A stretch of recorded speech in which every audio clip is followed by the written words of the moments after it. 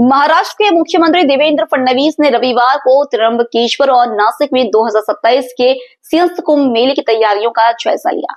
उन्होंने कहा कि समय पर सभी तैयारियां पूरी कर ली जाएंगी और इस काम में धन की कमी आड़े नहीं आने दी जाएगी।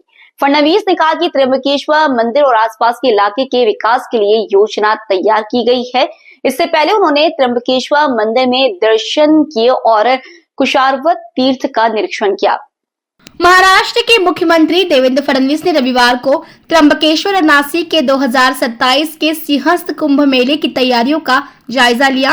उन्होंने कहा कि कुंभ मेले से पहले सभी विकास कार्य पूरे कर लिए जाएंगे। इसके लिए धन की कोई कमी नहीं होने दी जाएगी। त्र्यंबकेश्वर मंदिर आसपास के क्षेत्र के विकास के लिए मुख्यमंत्री ने विशेष योजना तैयार करने की घोषणा की। उन्होंने मंदिर में दर्शन किए और कुशावर्त तीर्थ का निरीक्षण किया। इस दौरान उन्होंने बताया कि कुंभ मेले के मद्देनजर कॉरिडोर, पार्किंग, शौचालय, मंदिर और तालाबों की मरम्मत जैसे कार्य किए जाएंगे। साथ ही ब्रह्मगिरी क्षेत्र में श्रद्धालुओं के लिए प्राकृतिक रास्ते बनाए जाएंगे। फडणवीस ने पानी की शुद्धता पर जोर देते हुए कहा कि इसके लिए सीवेज ट्रीटमेंट प्लांट नेटवर्क की योजना बनाई गई। उन्होंने आश्वासन दिया कि कुंभ मेले से पहले यह सभी काम पूरे कर लिए जाएंगे। उन्होंने कहा कि कुंभ मेले की तैयारी के लिए बड़ी रकम की जरूरत होगी, लेकिन राज्य सरकार पूरी तरह से धन मुहैया कराएगी। श्रद्धालुओं को बेहतरीन सुविधा मिले, यह हमारी प्राथमिकता है। मुख्यमंत्री ने यह भी बताया कि उत्तर प्रदेश के कुंभ मेले की तर्ज पर महाराष्ट्र में भी एक विशेष कानून बनाया जाएगा। हम सभी लोग जानते हैं कि 2027 में महाराष्ट्र के नासिक और त्र्यंबकेश्वर में सिंहस्थ महाकुंभ का आयोजन होगा। इस आयोजन की दृष्टि से हम लोग लगातार बैठकें कर रहे हैं। नासिक में क्या करने की आवश्यकता है, इसका एक मास्टर प्लान हमने तैयार किया था, जिसको हमने पिछले ही समय मान्यता दी है। उसके काम भी हम चालू कर रहे हैं, जिसमें बड़े पैमाने पर यहाँ पर पानी साफ हो, इस दृष्टि से एसटीपी की व्यवस्था हो, रास्तों की व्यवस्था हो, ब्रिजेस की व्यवस्था हो, साधुग्राम की जो जगह है उसको अधिग्रहित करके वहां पर सारी व्यवस्थाएं खड़ी करनी हो। ये सारी व्यवस्थाएं हम लोग कर रहे हैं।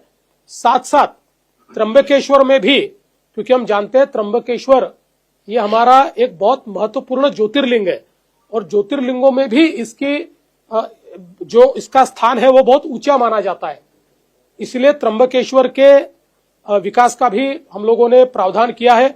1100 करोड़ रुपए का इसका प्लान हमने तैयार किया है, जिसमें वहां के अलग अलग कुंडों का भी विकास होगा, वहां पर नदी का भी विकास होगा, वहां पर बाकी भी लोग दर्शन के लिए आते हैं तो उसके लिए सारी व्यवस्थाएं हम लोग खड़ी करेंगे और हर प्रकार की व्यवस्थाओं को वहां पर कायम करने का निर्णय हमने लिया हुआ है।